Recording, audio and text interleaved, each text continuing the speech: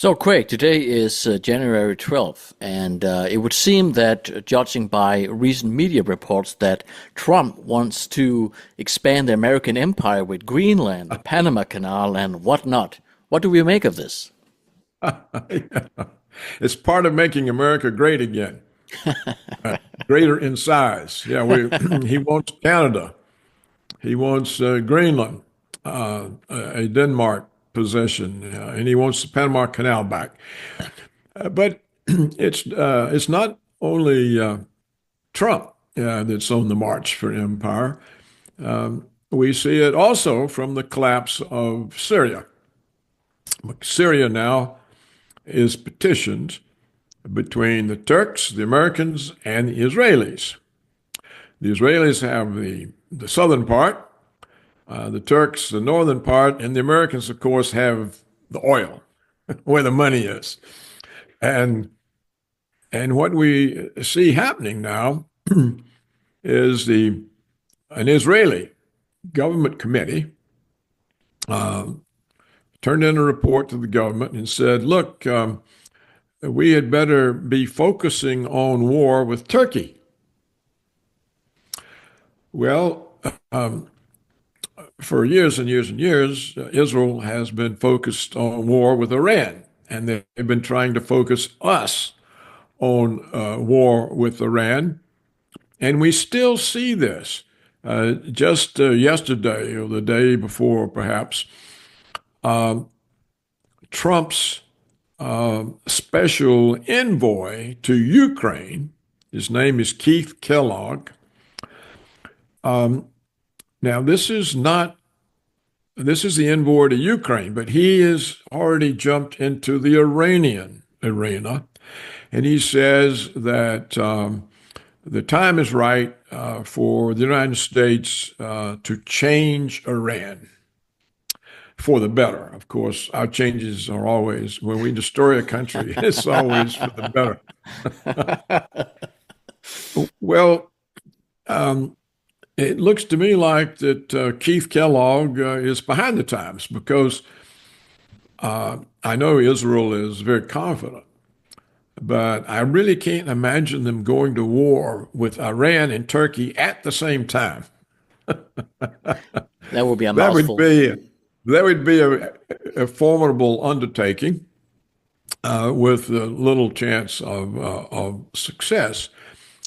And also, the day of Trump's inauguration, supposedly Russia and Iran signed the long-awaited mutual security agreement. So if Trump comes into office the day that we have a mutual security agreement between Russia and Iran, attacking Iran is the same as attacking Russia. And certainly Europe isn't up to that. I mean, Israel is not up to that. But it would seem that Russia is significantly materially stretched and won't presumably be able to defend Iran in case of an American attack, considering that Russia did nothing to defend Syria. Well, it can look that way, and that can lead to miscalculations. But certainly, Russia is not stretched. And it's a digression, but it's probably worth making it to explain why Syria wasn't defended. A deal was made between Israel, Turkey, and the U.S. Whether or not Iran and Russia were aware of it and acquiesced or simply caught off guard. But part of the problem was Assad himself, because he had been led astray by Saudi Arabia and the oil sheikdoms, telling him, look, you disassociate a bit from the Americans and the Iranians, and we can get you connected to America, and we can get you an alliance with the Sunnis so that the struggle inside Syria between the Alawites and the Sunnis can lead to a unified country. So he was kind of deceived by his fellow Arabs. I mean, Arabs are excellent at deceiving one another. It's a specialty. And also, Assad was never meant to be the leader in Syria. It's that his brother was killed. Maybe the CIA assassinated him. I can't remember. But Assad was an eye doctor in London, Interesting. and he was brought back into this role. Well, he's not a vicious type. And to be a dictator in a country that's got contending parties, Sunnis, Alawites, you have to be forceful. And I don't think he was a match for the internal corruption. The corruption is just apparently huge. It appears to be a trait of Arabs. And so what had happened was the 13 years of the American proxy war on Syria, plus all of the sanctions, had hollowed out the ability of Syria to resist. And since the Americans had the oil, and I think the Turks had the wheat sections, the government was simply devoid of any resources, any financial resources, and couldn't pay the military. So the military, which had done a good job, they had already previously defeated these American jihadists, simply didn't fight. They just withdrew from the cities. And so the collapse was sudden. And I don't really think what I originally did that Russia turned its back. I think they were just caught off guard. It happened so quick, and it was largely an internal problem, and it was a success of the 13 years of American sanctions and proxy war and occupation of the Syrian productive areas by foreign troops. So if there was a mistake, it was Iran and Russia not supplying the financial support Syria needed. They may not have realized it, or they may have thought there was more time. But so I just want to correct that, because my own position had been that Putin had not stood by his ally. But I think it was something, maybe a great defect in Russian intelligence. The economy in Turkey seems to be at its worst. The Turkish lira has basically collapsed, and the inflation is extremely high. Could some of those factors play into Turkey trying to expand its territory, saving its economy, for example? Well, they could, in the sense as a distraction that here we are, we're going to have the Ottoman Empire returned. The real reason Turkey was part of this deal with Israel and the United States was to finally deal with the Kurds. It's had this problem with the Kurds for years and years. And part of the Kurds were in northern Syria. So the Turks essentially were trying to occupy northern Syria prior to this deal. And of course, the Turkish leaders saw in the deal a chance now to deal with the Kurds. And so we now have a situation where Turkey has come down from the north to Damascus. The Israelis have come up from the south. They're within 10, 15 miles of Damascus. And the Israelis have announced that they're in Syria to stay, that this is part of Greater Israel. So we see playing in this picture the Israeli Empire, which is known as Greater Israel, from the Nile to the Euphrates. And more recently, they've added a big chunk of Saudi Arabia. So Saudi Arabia, really the last Arab country, is also now part of the Israeli empire, Greater Israel.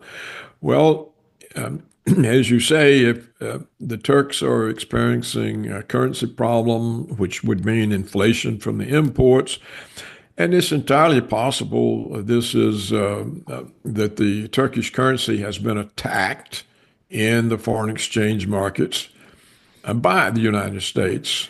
So I just pulled out the numbers right here, and the highest rate recorded in Turkey was 85.5% in October 2022. At present, in December 2024, it was 47.1%, the inflation. Yes, that's a very hard inflation to deal with. Most inflations historically have been connected to the decline in the exchange value of the currency because it means your imports rise dramatically in price.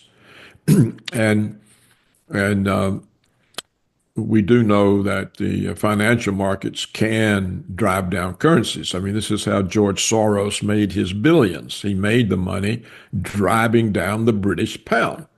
He actually had more clout in the financial markets than the Bank of England.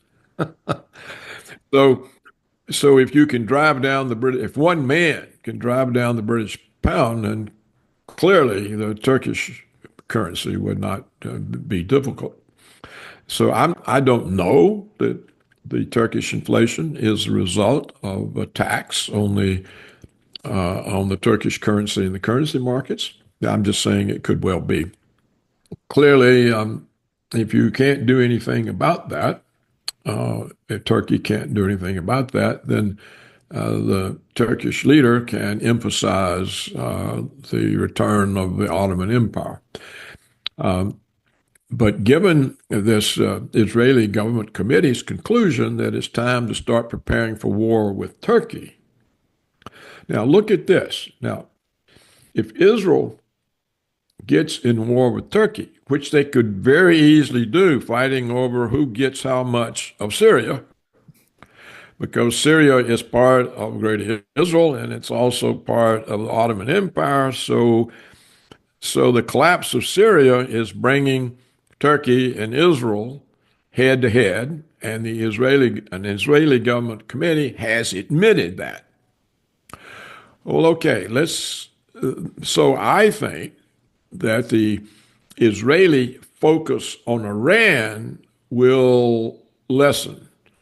It'll shift to Turkey because Iran isn't claiming Syria. Iran is not Arab, it's Persian. They're not part of the Arab world, and they may now be protected by this pact with Russia.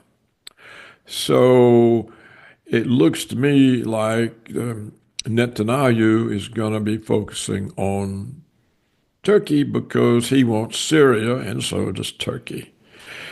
Well, consider, what does the United States do if Iran and Turkey are at war?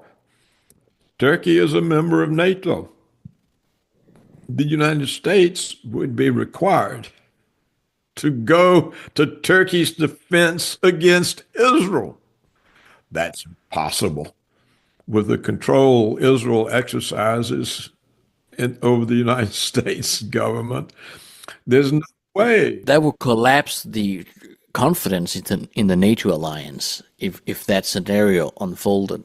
Would you agree? The United States cannot possibly go to war against Israel or Turkey. And so essentially, Turkey would leave the alliance. It would not be in the alliance. So what would Turkey's fate be? I don't know what the ideological, religious, political differences are between Turkey and Iran. I don't live in that part of the world. It's hard to know anything about part of the world you don't live in and don't experience. And so everything I say is subject to that limitation. Right. It's extremely difficult to get any news from that area in the world That's right. that is not censored, filtered, or paraphrased by the New York Times, who has multiple agendas. Yeah, that's true. And so we have the possibility, though, of Turkey falling into the Russian-Iranian alliance. Well, that would be one hell of a strong alliance and would certainly be a buffer for Russia. And and Israel and the Americans wouldn't be a match for that. So theoretically speaking, we might even see Turkish military forces in Ukraine.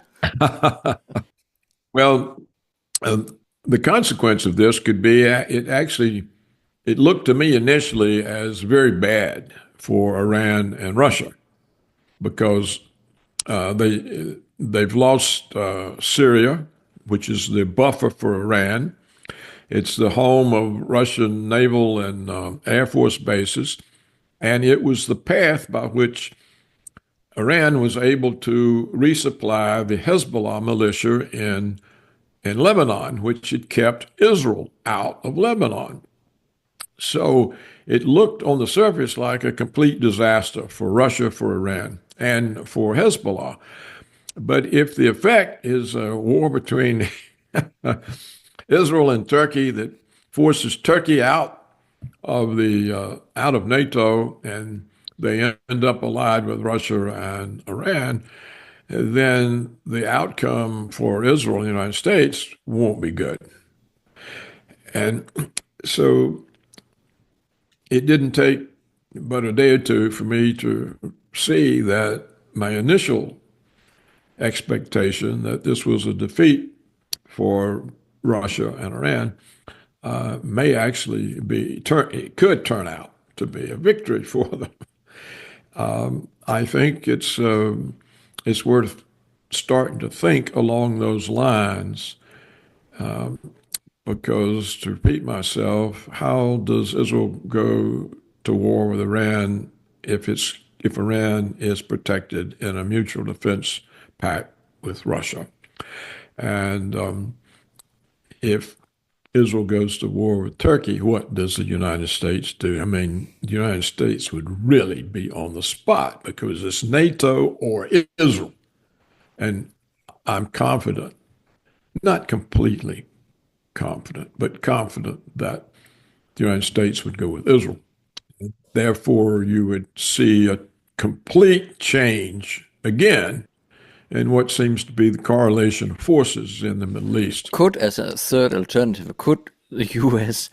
pretend to be neutral in that conflict? No, there's no possibility. You either, perform your NATO commitment or you defend Israel.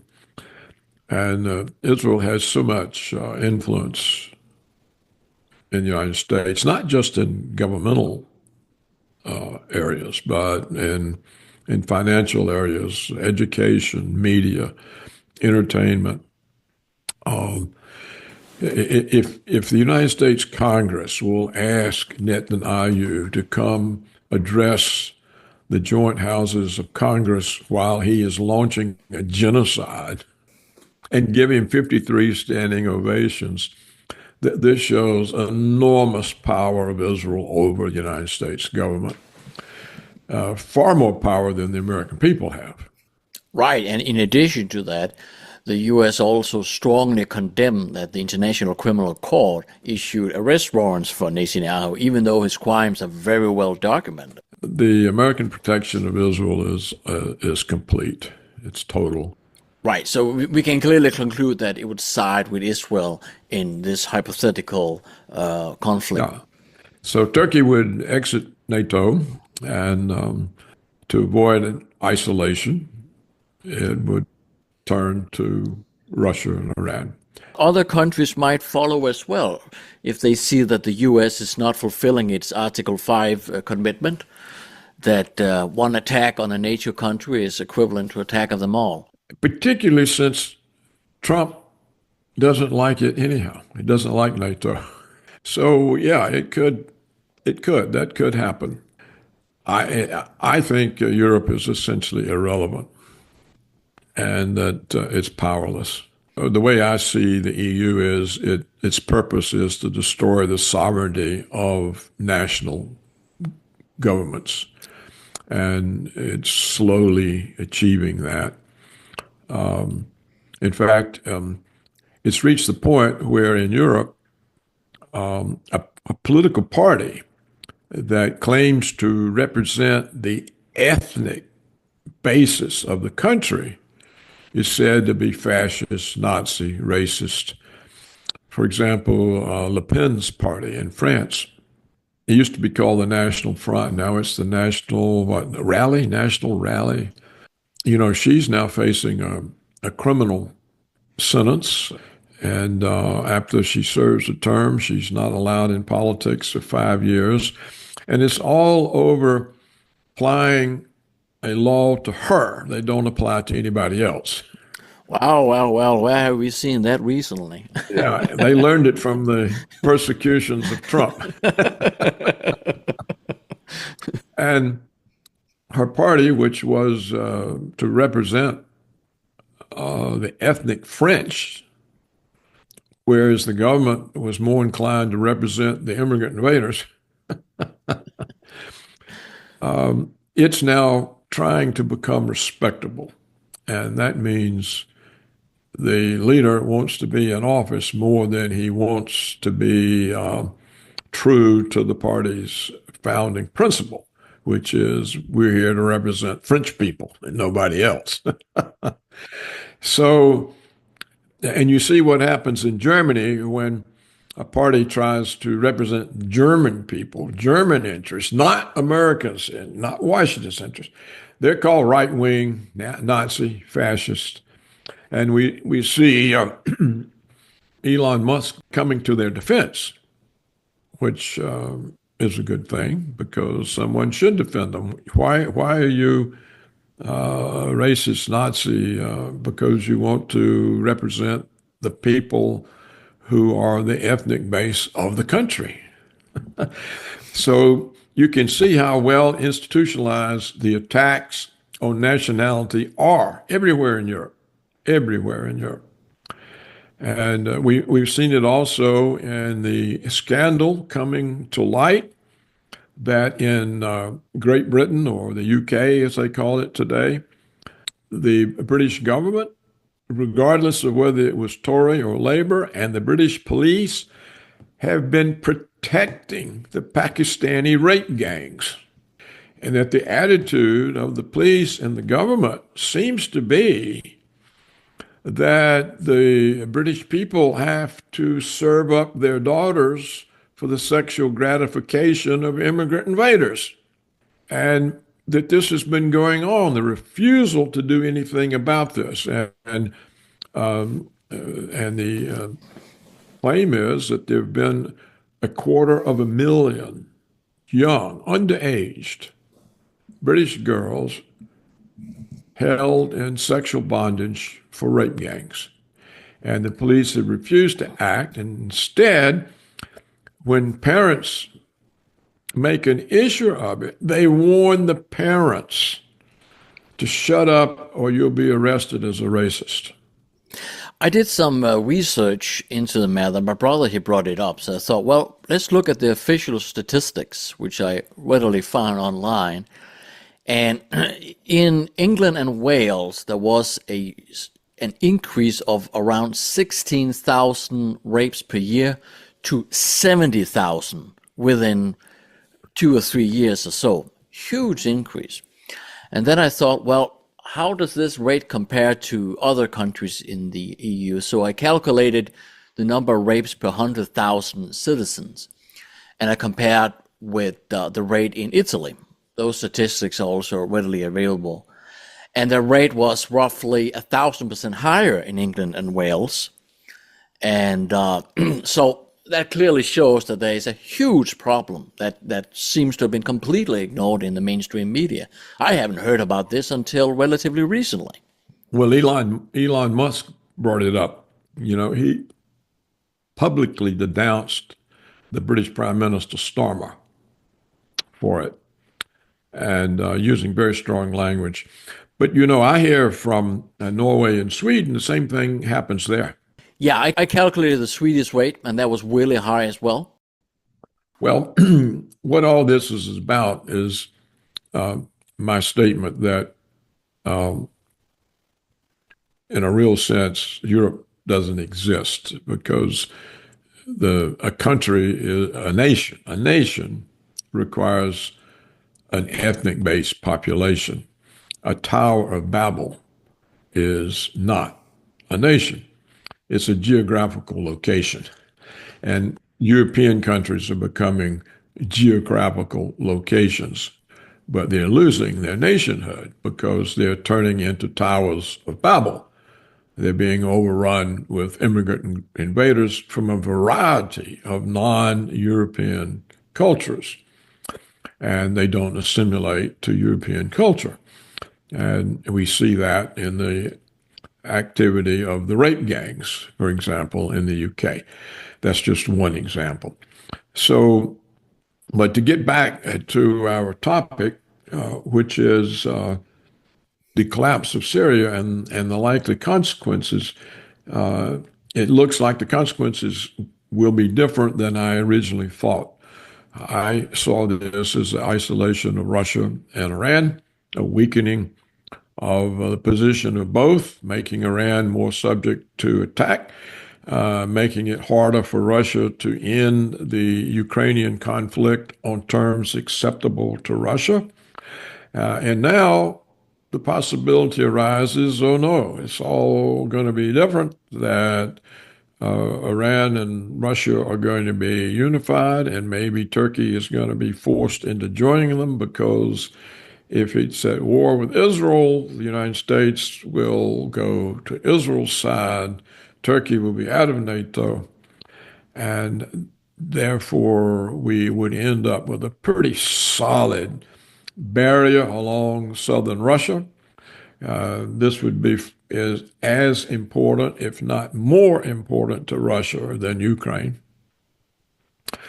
And I think by that time, Putin will have learned that he's made too many mistakes, being too restrained, trusting agreements that the West never keeps.